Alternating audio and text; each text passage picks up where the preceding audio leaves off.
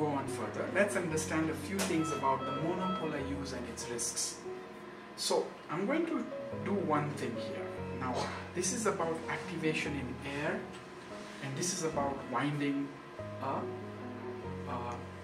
wire around. So now if you can see, I am activating in air, and you can see that my machine is actually still activating the tube light. Now what is happening? This is called electromagnetic field. So this is because of what is called a capacitor building. So this, when it is wound around a towel clip, for example in a patient, as you wind it around the towel clip and then you put it round and hold it onto the patient, each wire that's going around is actually collecting electricity over that instrument. And when it collects it to a certain amount, it will discharge into the patient because it has to find ground. So what will happen is you will get a burn near the towel clip where you never ever did any surgery. Just mere fact that you wound this wire around it. So please do not wind wires around any instrument that is metallic, right? You could use a gauze or just directly clip it over the towel, over the drapes and lock it, not winding it anywhere. So that is dangerous. The same thing when understanding, so you can see what happens. This is activation in air, alright? So you saw what happened when I was activating in air, see? But see what happens when I touch. The electricity goes off. So you see, I have on, off. I have on, off. Now what's going on? It's because when I activated in air, the electricity was forming around this a lot, and it was not finding a way out down to the ground. The moment I gave this electricity a way out, then it reduced its damage here.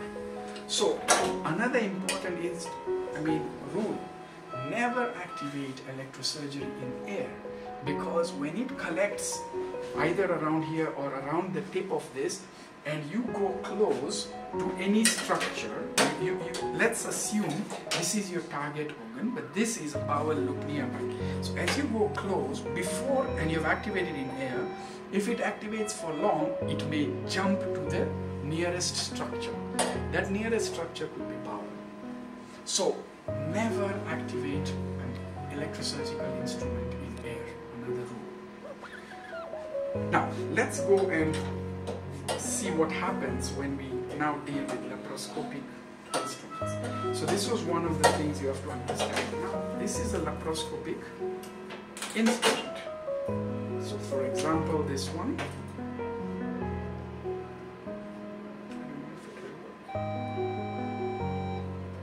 Bring that. Yeah. Okay. So I'll just use this. So this is a laparoscopic instrument which is insulated. It's a Maryland dissector. It's insulated. So there is a metallic conductor, insulation outside, and then there is this for monopolar. So if you activate and do monopolar through this, you can see what happens. Okay? So this is what we use, this is what we do when we are doing laparoscopy, which is very fine. So the same principles I've taught you. But I now want to understand, I want to show you something different. So this is a trocar. Now please watch closely. This is a trocar. So this you've already seen what happens. Okay, you see? But now look here. I want you to look closely to this. So look closely.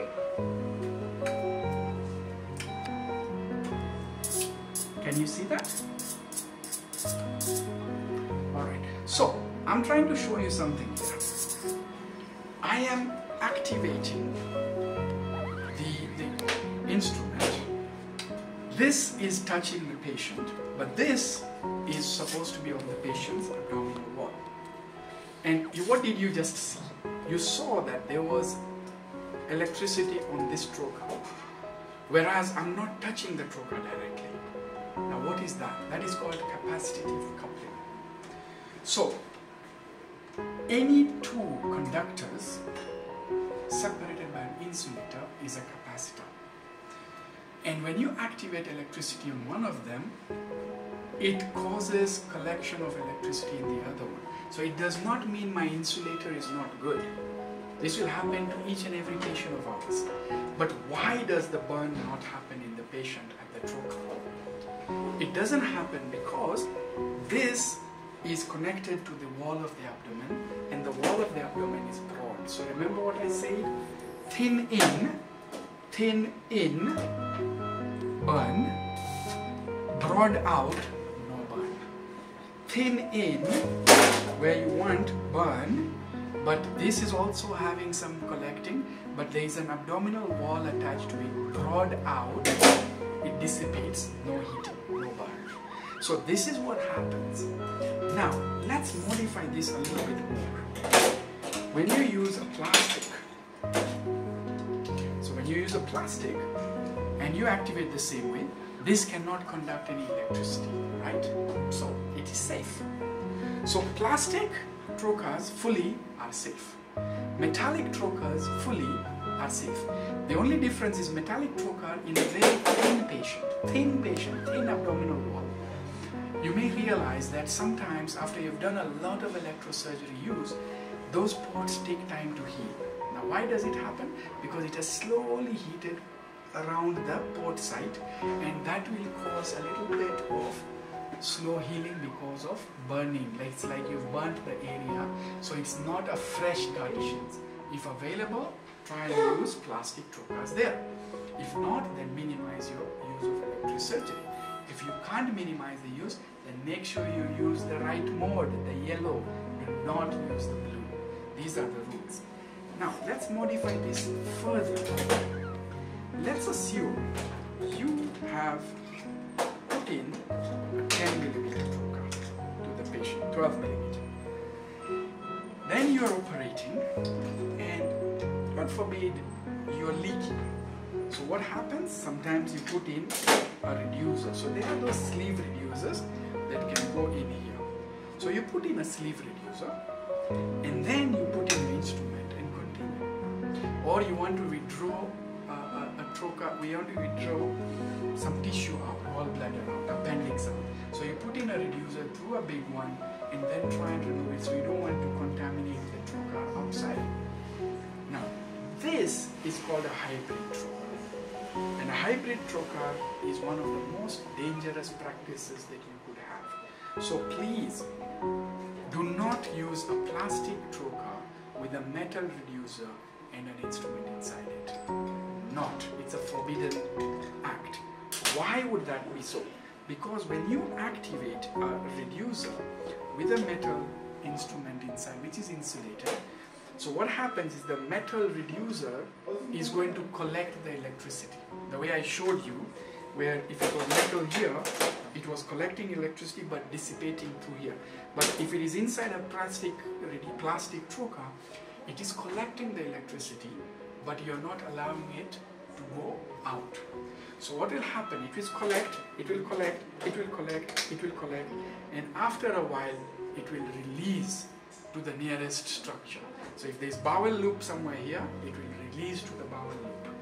So that will be an immediate burn in an area that you never went. So that is called capacitive coupling as a risk. So please be careful with how you use your trocars. Please be careful with what modes you use. Please be careful with ensuring that there are no winding of wires. The next risk with monopolar current is direct coupling. So direct coupling is, so direct coupling is, for example, let's say me having an instrument, so put it here, okay, put it into there, yeah, activate with the blue, with the yellow. So you can see activate. So if direct coupling means your instrument touches another instrument inside, and if these two touch, then what this touches and what this touches are both going to get burnt. So that is again dangerous. So never activate monopolar electricity when you have two instruments touching each other. That is called direct coupling. The third risk about monopolar use is about the insulation failure. So after every use, your nurses should be, and yourself should be able to train. You would be trained to inspect every instrument here on this sheath. If this sheath has started losing an area where it's showing a white, a silver in between, it means there is an insulation break. So when you activate this here, when you activate it here, it will cause burn there, but if there is bowel touching this insulation gap here where there is a break, you're causing an automatic burn. So never use an instrument that may have been worn out and may have this insulation layer weak or having a small gap. Discard it immediately, otherwise it's very dangerous. So this is about monopolar electricity and monopolar circuit and how we would work.